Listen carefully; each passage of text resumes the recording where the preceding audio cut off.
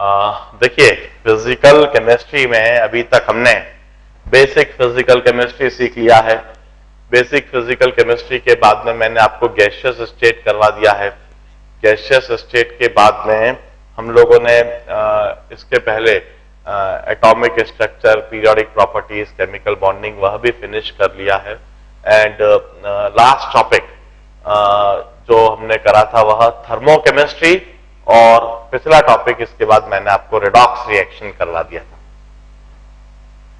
अब 11th class की physical chemistry में सिर्फ दो टॉपिक बाकी हैं, that is chemical equilibrium and ionic equilibrium. हम आज से ही फिजिकल केमिस्ट्री का यह जो लास्ट टॉपिक है, द इक्विलिब्रियम रिएक्शंस, और इसमें केमिकल इक्विलिब्रियम हम आज से स्टार्ट कर देते हैं। Let me start chemical equilibrium.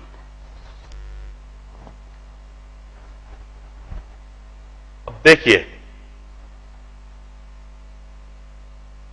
Chemical reactions may be categorized in two categories depending on their reversibility and irreversibility.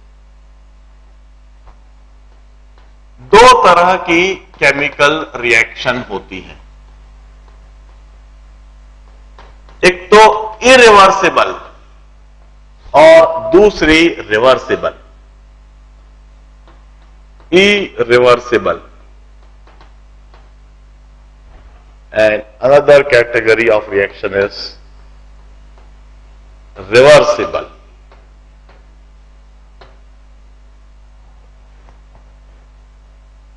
If I give example of few irreversible reactions, they are like combustion, explosion, or conversion of milk into curd, or boiling of egg. Such a type of reactions would be irreversible reaction. यह सिर्फ forward direction में होती है, यह reaction कभी भी backward direction में नहीं होती है। Irreversible reaction occur only in forward direction. ये सिर्फ फॉरवर्ड डायरेक्शन में होती है। The examples are explosion, combustion,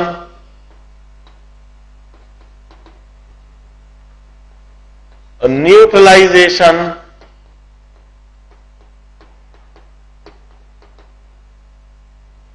and several biochemical reaction.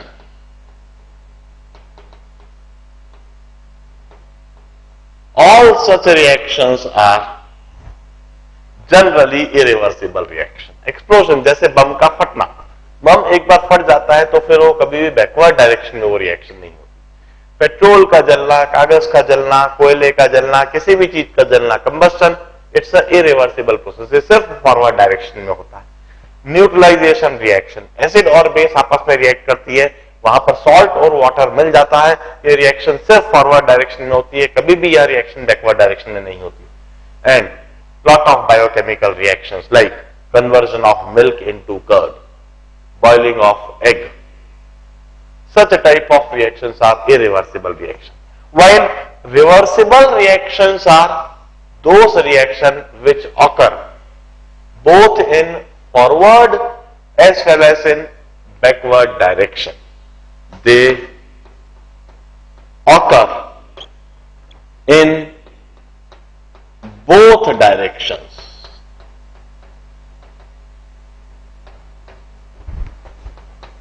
Forward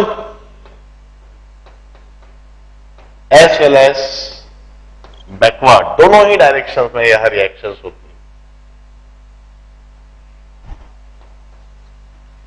for example, evaporation.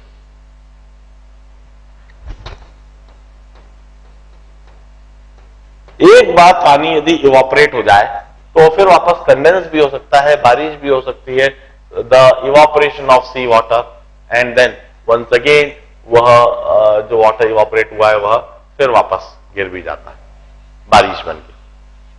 For example melting phenomena और for example production of ammonia, production of H2SO4, यह सभी reactions reversible reactions होती हैं। यह फॉरवर्ड डायरेक्शन में भी होती है, बैकवर्ड डायरेक्शन में भी होती है।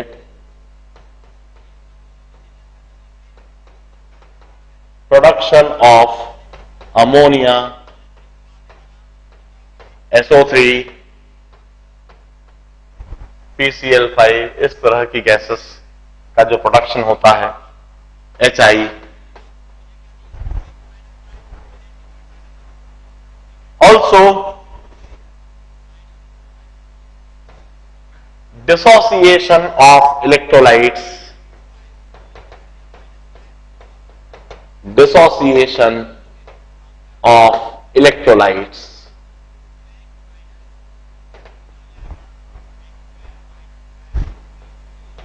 ionic reactions, they are generally reversible reactions. They occur both in forward direction as well as in backward direction. Ab, while studying this chapter chemical equilibrium, will deal with such reversible reactions. हमें इस chapter में irreversible reaction से कोई मतलब नहीं है। हम इस तरह की कोई सी भी रिएक्शन इस चैप्टर में बिल्कुल भी नहीं देखेंगे। हम इस चैप्टर को पढ़ते समय और समझते समय इन रिवर्सिबल रिएक्शंस को ही पढ़ेंगे, समझेंगे, इनके रिवर्सिबिलिटी को समझेंगे, इनके फॉरवर्ड डायरेक्शन में रिएक्शन कैसे हो रही है, बैकवर्ड डायरेक्शन में कैसे हो रही है, किस तरह से सारे रिएक्टेंट और प्रोडक्ट को एग्जिस्ट करते हैं, किस तरह से वहां पर एक इक्विलिब्रियम कंडीशन डेवलप होता है और उस इक्विलिब्रियम कंडीशन पर अलग अलग रिएक्टेंट और प्रोडक्ट का अमाउंट किस तरह से को एग्जिस्ट करता है। That would be the topic of our concern in this chapter. अब देखिए, ये जो रिवर्सिबल रिएक्शंस हैं, इन रिवर्सिबल रिएक्शंस को भी दो कैटेगरी में डिवाइड करा जा सकता है।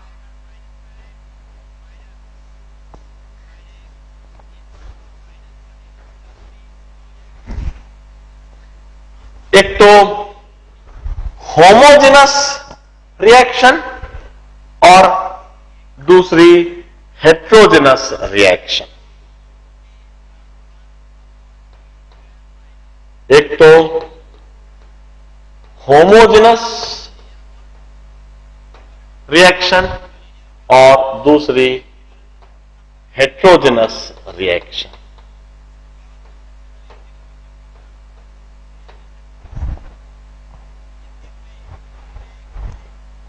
Homogeneous reactions means those reactions in which all the reactant and product are in same physical state. यदि सारे reactant product same physical state में होंगे तो उसे हम होमोजेनस रिएक्शन कहते हैं। And heterogeneous reaction are those in which there are two or more than two physical state in the chemical reaction. Chemical reaction में दो या दो से अधिक फिजिकल स्टेट दिखाई देते हैं तो उसे हम हेट्रोजेनस रिएक्शन कहते हैं। होमोजेनस रिएक्शन तीन तरह की होंगी। Homogeneous gas phase, homogeneous liquid phase और homogeneous solid phase. Homogeneous gas phase का मतलब होएगा all the reactant and product are in gaseous state. Homogeneous liquid phase का मतलब होएगा all the reactant and product are in liquid state. और homogeneous solid phase reaction का मतलब होएगा all the reactant and product are in solid state. इसी तरह से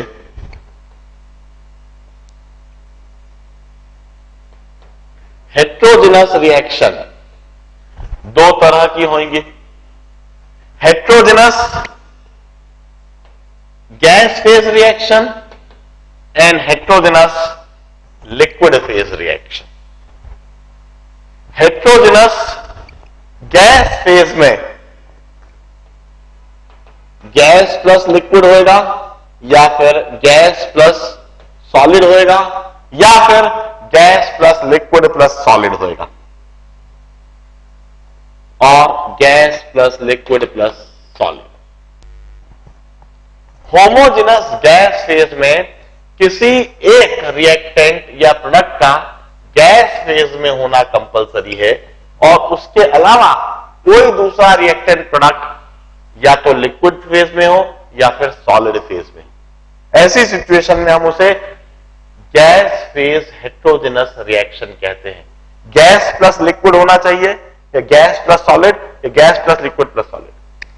और हेट्रोजेनस लिक्विड फेज रिएक्शन में हम कहते हैं कोई गैस नहीं होना चाहिए, कोई गैस नहीं हो और वहां पर लिक्विड प्लस सॉलिड हो। ऐसी कंडीशन में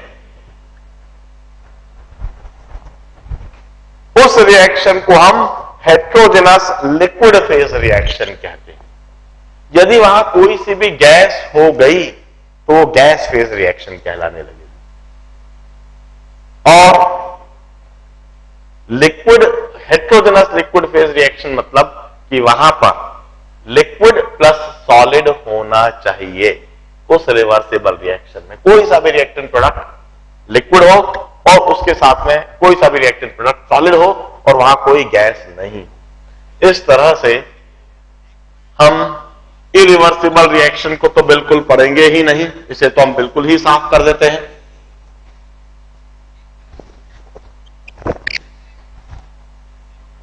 सिर्फ रिवर्सिबल रिएक्शन पढ़ेंगे। रिवर्सिबल रिएक्शन में सबसे पहले हम होमोजेनस रिएक्शन को समझेंगे, उसके बाद में हेट्रोजेनस रिएक्शन को समझेंगे। होमोजेनस रिएक्शन में भी सबसे पहले गैस फेज, फिर उसके बाद में लिक्विड फेज, फिर उसके बाद में सॉलिड फेज, फिर हेट्रोजेनस रिएक्शन की बारी आएगी तो पहले हेट्रोजेनस गैस फेज को समझेंगे, फिर हेट्रोजेनस लिक्विड फेज को समझेंगे। इस तरह से इस ऑर्डर में हम केमिकल इक्विलिब्रियम चैप्टर में उन केमिकल रिएक्शंस को समझेंगे जो रिवर्सिबल है, और इसी ऑर्डर में समझेंगे जिस ऑर्डर में इस समय बोर्ड पर हमने लिखी हुई है। अब देखिए, इस चैप्टर को स्टार्ट करते समय सबसे पहले मैं एक नया कंसेप्ट, एक नई टर्म इंट्रोड्यूस करूंगा। The term which appear in this chapter only for the first time। हम इसी चैप्टर में इसका इस्तेमाल कर रहे हैं, और थ्रूआउट इस चैप्टर को पढ़ते समय इस टर्म को हम जरूर यूज करेंगे, and that is active mass.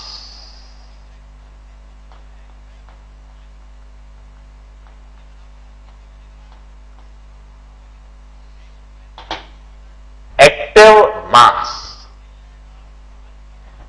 Active mass is that mass which is active at any instant, which participate in the reaction at any instant। किसी भी समय पर जो मास रिएक्शन में पार्टिसिपेट करता है, रिएक्शन में इन्वॉल्व होता है, जो एक्टिव होता है, that is termed as active mass. देखिए मैं समझाता हूं। जैसे हम पानी के अंदर शक्कर का एक दाना डाल देते हैं, व्हाट वुड हैपन? वहां पर जब हम पानी के अंदर शक्कर का एक दाना डालेंगे तो वह शक्कर का दाना पानी के अंदर डिसॉल्व हो जाएगा, पानी के अंदर घुल जाएगा। अब मुझे एक बात बताइए, यह जो डिसोल्यूशन फिनोमेना है, क्या यह इमीडिएटली एकदम से हो जाएगा? क्या शक्कर का दाना पानी के अंदर डालते से एकदम से डिसअपियर हो जाता है? क्या यह रिएक्शन एक ही इंस्टेंट में हो जाती है? कभी नहीं। ऐसा नहीं होता। जब आप शक्कर का दाना पानी में डालते हो तो ये रिएक्शन धीरे धीरे आगे बढ़ती है, धीरे धीरे वह उसके सुक्रोस मॉलिक्यूल, शक्कर के दाने में सुक्रोस मॉलिक्यूल होते हैं, वह सुक्रोस मॉलिक्यूल पानी के अंदर डिसॉल्व होते हैं। और कैसे? उस शक्कर के दाने में जो सबसे बाहर की जो सबसे सरफेस के जो लेयर्स के मॉलिक्यूल्स है, सबसे पहले जो टॉप मोस्ट लेयर के मॉलिक्यूल है वह पानी के अंदर डिसॉल्व हो जाएंगे, पानी के अंदर चले जाएंगे। उसके बाद दूसरी लेयर के मॉलिक्यूल्स पानी में जाएंगे, उसके बाद तीसरी लेयर के मॉलिक्यूल्स पानी में जाएंगे। इस तरह से धीरे धीरे करके एक लेयर बाय लेयर वह मॉलिक्यूल्स पानी के अंदर डिसॉल्व होते जाएंगे। अब किसी भी इंस्टेंट पर यदि हम आपसे पूछें what mass of sugar crystal is participating in the reaction, what mass of sugar crystal is active at any instant, what is the active mass of sugar crystal? तो बिल्कुल साफ सा जवाब होगा only the mass that is on the surface of that solid is active. उस solid के surface पर जो मास है सिर्फ वही मास एक्टिव है, किसी भी समय पर सिर्फ वही मास पानी के साथ में इंटरैक्ट कर रहा है, सिर्फ वही मास पानी के अंदर डिसॉल्व हो रहा है। उस मास को हम एक्टिव मास कहेंगे। फॉर एग्जांपल, एक बाल्टी में पानी रखा हुआ है और वो पानी इवापोरेट कर रहा है। अब this evaporation phenomena, transformation of liquid into solid, now this is a phenomena, this is a process, this is a reversible process. अब इस रिवर्सिबल प्रोसेस में क्या सारा का सारा पानी, सारा का सारा मास, किसी भी समय पर वह सारा मास एक्टिव होता है? कभी नहीं, सारा मास एक्टिव नहीं होता है। तो कौन सा मास एक्टिव है, कौन सा मास पार्टिसिपेट कर रहा है? It's only the mass that is on the surface of that liquid.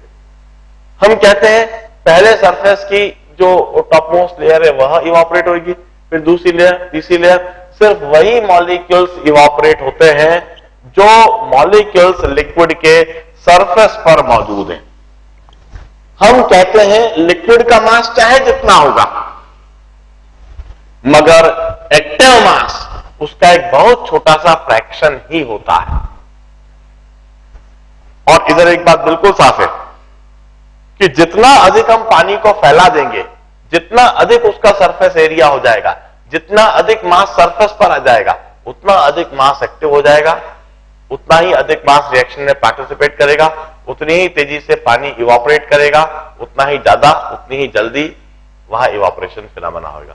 हम अच्छी तरह से जानते हैं बाल्टी में रखा हुआ पानी इतनी तेजी से इवापोरेट नहीं होता है, मगर उसी पानी को जब हम जमीन पर फैला दें और पूरे जमीन पर उसको स्प्रेड कर दें, तो जितना अधिक हम उसको स्प्रेड करेंगे उतनी ही तेजी से वो इवापोरेट होता चला जाएगा, क्योंकि वहां पर एक्टिव मास बढ़ जाएगा। हम कहते हैं यदि कहीं पर सिर्फ ए लिखा हुआ हो, इट मीन्स रिएक्टेंट ए और reagent A. Reagent A, we read it as reagent A. While active mass is always denoted by a square bracket.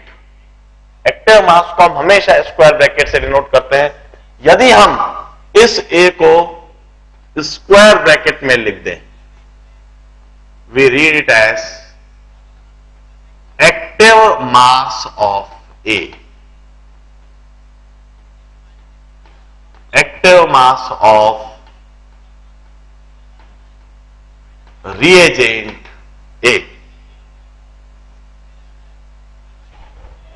अब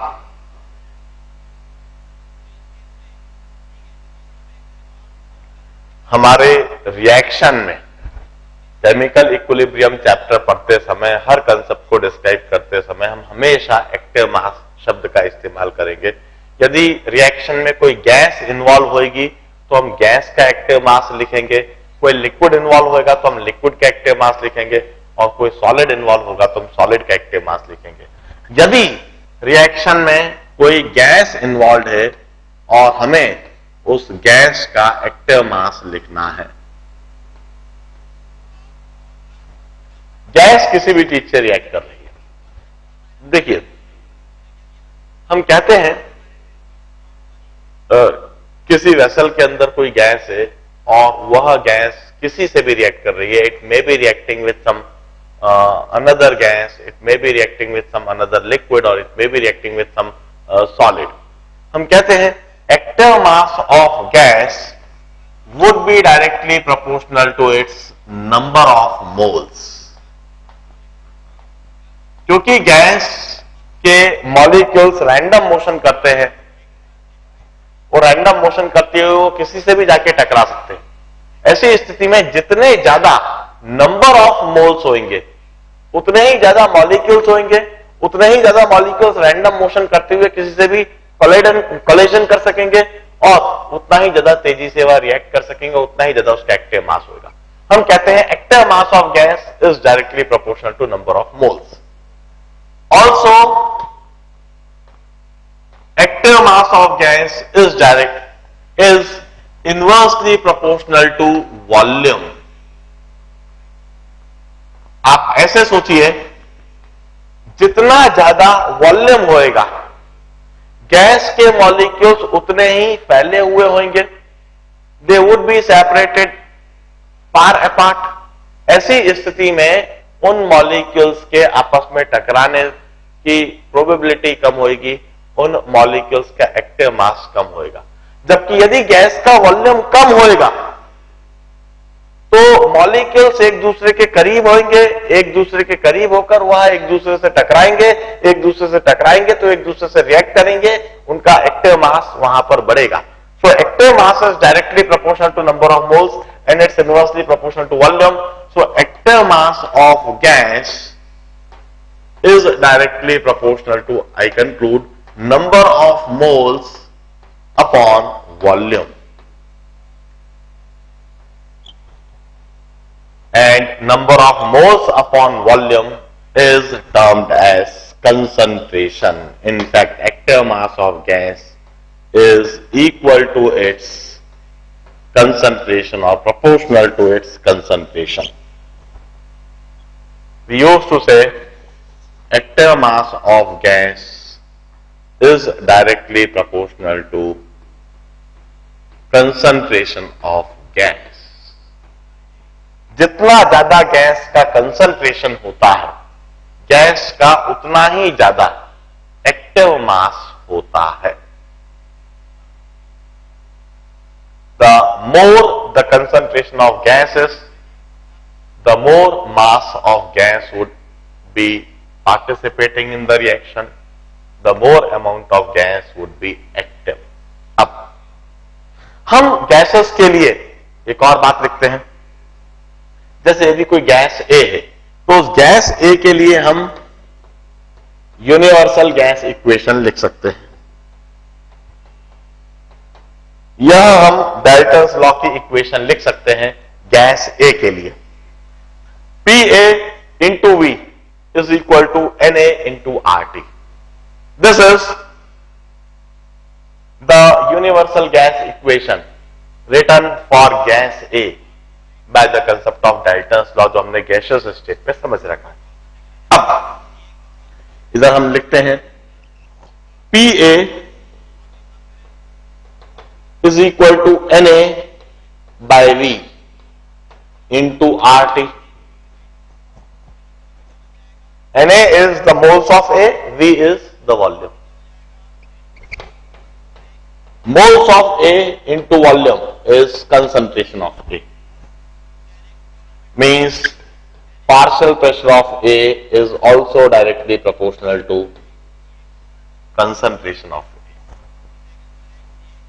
Since partial pressure is directly proportional to concentration, hence active mass of gas may also be written as partial pressure of gas. हम कहते हैं gas का active मास या तो हम उसका concentration कहेंगे या फिर हम उसका पार्शियल प्रेशर कहेंगे। गैस का active mass directly proportional to concentration भी होता है और गैस का active mass directly proportional to partial pressure भी होता है। जितना अधिक गैस का पार्शियल प्रेशर होगा उतनी ही अधिक गैस रिएक्शन में पार्टिसिपेट करेगी, उतना ही अधिक मास एक्टिव होगा।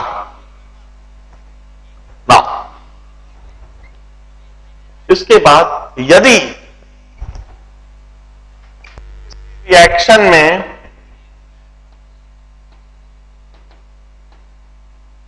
कोई लिक्विड पार्टिसिपेट करता है,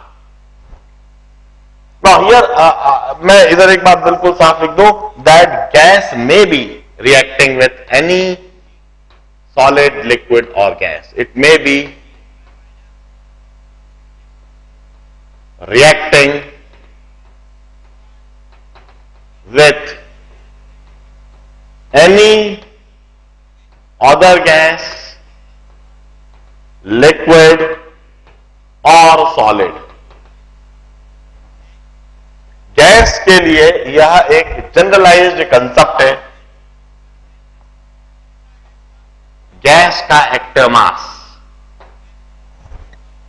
हमेशा डायरेक्टली प्रोपोर्शनल टू कंसंट्रेशन और directly proportional to partial pressure कहा जाता है। इससे कोई मतलब नहीं कि उस गैस की रिएक्शन किसी सॉलिड से हो रही है, लिक्विड से हो रही है या गैस से हो रही है। It may be homogeneous reaction, it may be heterogeneous reaction.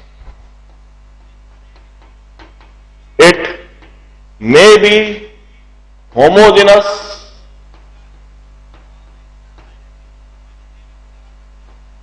or heterogeneous. वहां पर वह रिएक्शन चाहे होमोजेनस हो चाहे हेट्रोजेनस हो, गैस के लिए एक्टिव मास हमेशा उसका पार्शियल प्रेशर ही होता है। अब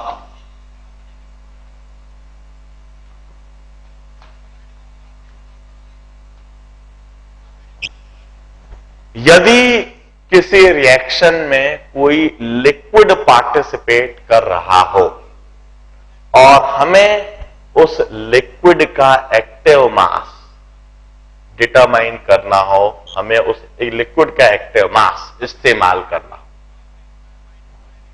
अब हम कहते हैं दो कंडीशन बनेगी। या तो वह लिक्विड किसी दूसरे लिक्विड से रिएक्ट कर रहा होगा या सॉलिड से रिएक्ट कर रहा होगा, मतलब या तो वो लिक्विड फेज रिएक्शन होगी और या फिर वह एक गैस फेज रिएक्शन होगी, मतलब वह लिक्विड किसी गैस से रिएक्ट कर रहा हो। Now this are the two different condition.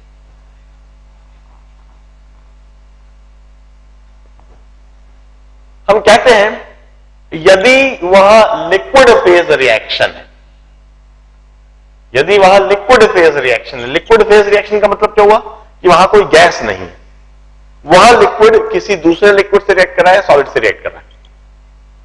ऐसी कंडीशन में हम बिल्कुल साफ कहेंगे the active mass of liquid would be directly proportional to moles of liquid and inversely proportional to the volume of liquid. Means active mass of liquid would be directly proportional to moles upon volume. Means active mass of liquid would be directly proportional to its concentration. If it's a liquid phase reaction, यदि वह एक liquid phase reaction है, homogeneous और heterogeneous, homogeneous और heterogeneous किसी भी तरह की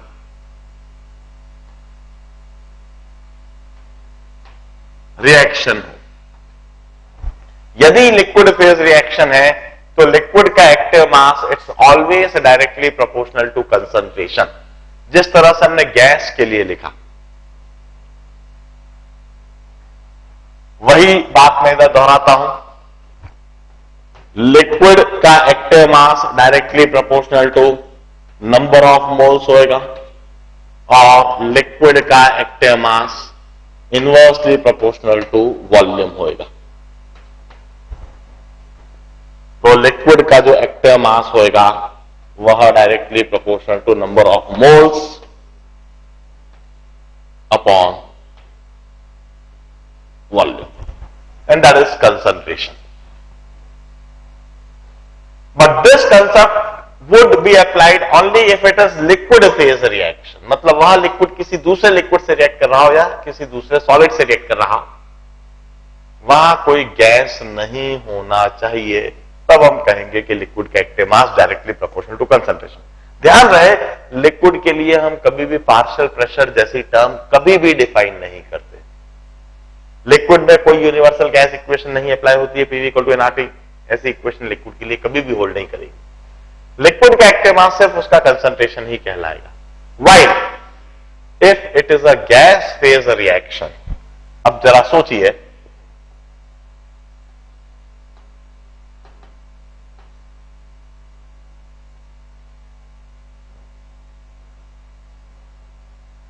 यदि गैस फेज रिएक्शन में लिक्विड किसी गैस से रिएक्ट कर रही हो, तो आप मुझे बताइए कि क्या लिक्विड के सारे मोल्स रिएक्शन में पार्टिसिपेट करेंगे? जरा सोचिए, लिक्विड की रिएक्शन जब गैस से होती है,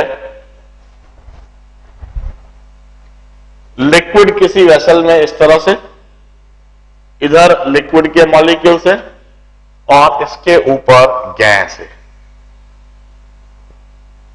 क्या यह गैस के साथ में लिक्विड के सारे मोल्स इंटरैक्ट कर सकेंगे? क्या सारे मोल्स एक्टिव हो सकेंगे? हम कहते हैं कभी नहीं। इस केस में लिक्विड के सिर्फ वही मोल्स पार्टिसिपेट कर सकेंगे जो इस लिक्विड के सरफेस पर है।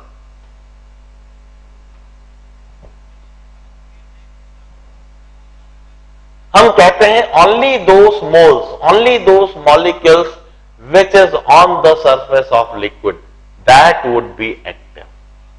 हम कहते हैं active mass is number of moles per unit surface area. In this situation we use to say that active mass is number of moles per unit surface area, and that would always remain a constant.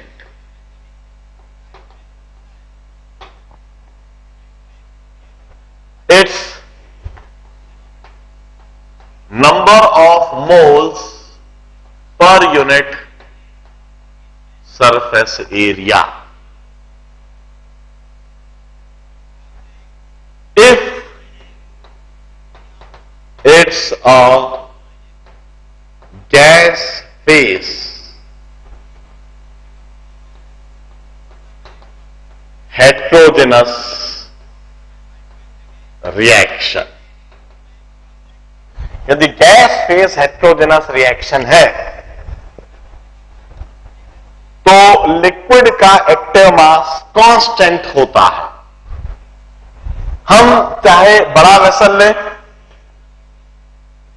Vessel चाहे इस तरह से फैला हुआ हो, चाहे vessel इस तरह से लंबा हो, मगर जब इस वेसल में number of moles per unit surface area निकाला जाएगा तो number of moles per unit surface area इस वेसल में भी और इस वेसल में भी इक्वल आएंगे। And in the problems this active mass of liquid is taken as 1, this constant is taken as 1।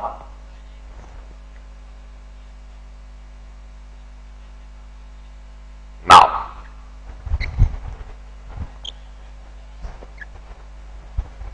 while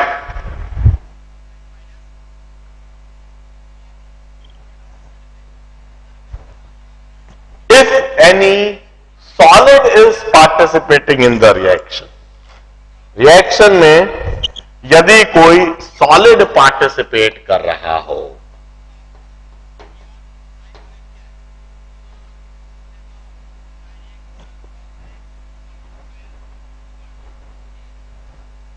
और हमें उस सॉलिड का एक्टिव मास डिटरमाइन करना हो। हम कहते हैं सॉलिड चाहे किसी दूसरे सॉलिड से रिएक्ट करे, चाहे वह किसी लिक्विड से रिएक्ट करे, चाहे वह किसी गैस से रिएक्ट करे, सॉलिड के केस में तो सिर्फ वही मास एक्टिव होता है जो उस सॉलिड के सरफेस पर है। सॉलिड के केस में सिर्फ वही मास एक्टिव होता है जो उसके टॉप मोस्ट लेयर पर है, सिर्फ वही पार्टिसिपेट किसी भी समय पर रिएक्शन में करता है। We use to say the active mass is number of moles per unit surface area, और number of moles per unit surface area that would always be a constant. Solid का active mass हमेशा directly proportional to constant होता है और हमेशा इसे 1 ले लिया जाता है। In fact once again this number of moles per unit surface area एक फिक्स वैल्यू होती है और इसको हम जनरली 1 ले लेते हैं। Once again it may be reacting with any other solid or liquid or gas. It may be reacting with any solid, liquid or gas. वह किसी भी दूसरे सॉलिड से या किसी भी दूसरे लिक्विड से या किसी भी दूसरी गैस से रिएक्ट करे, active mass of solid is always taken as 1.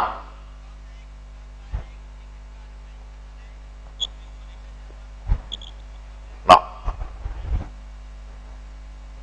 this is the most important concept introduced in this chapter for the first time, and throughout the chapter we would be applying the concept of active mass.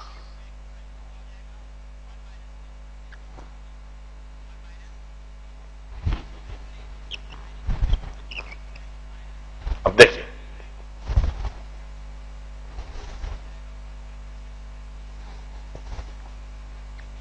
जैसा मैंने कहा है, इस chapter में हम reversible reactions को पढ़ेंगे, देखेंगे और सीखेंगे।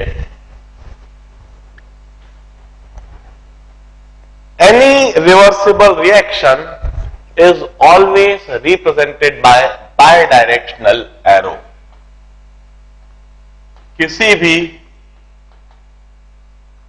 रिवर्सिबल रिएक्शन को हम बायडायरेक्शनल एरो से डिनोट करते हैं।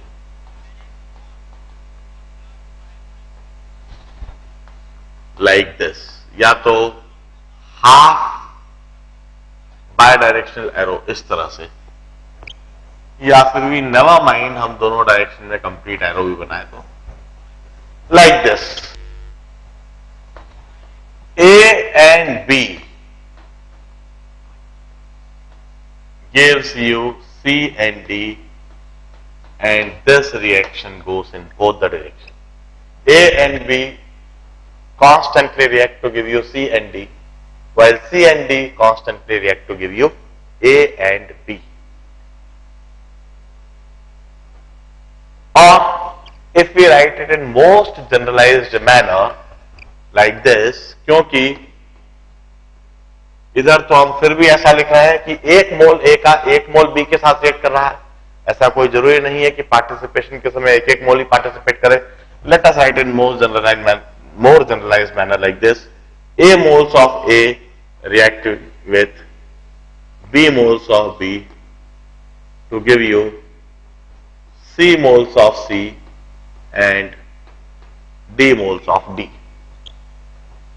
इस तरह से हम रिवर्सिबल रिएक्शंस को डिनोट करते हैं। A moles of A is constantly reacting with B moles of B to give you C moles of C and D moles of D. And this reaction also takes place in backward direction. By taking place in backward direction, we used to say C moles of C react with D moles of D in order to give you A moles of A and B moles of B.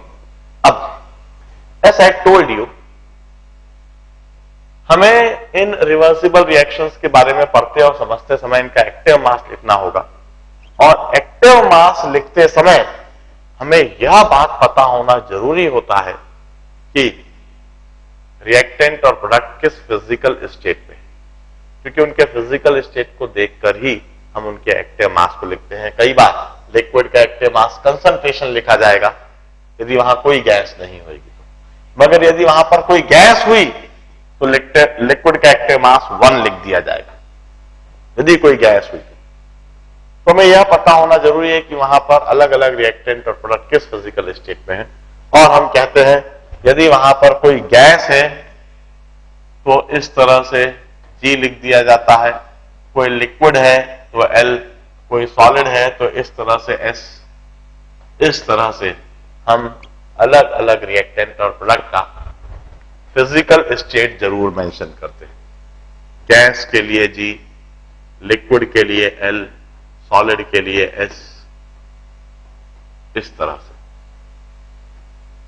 इसी को देखकर हम वहां पर अलग अलग reactant और product का एक्टिव मास सोचते हैं।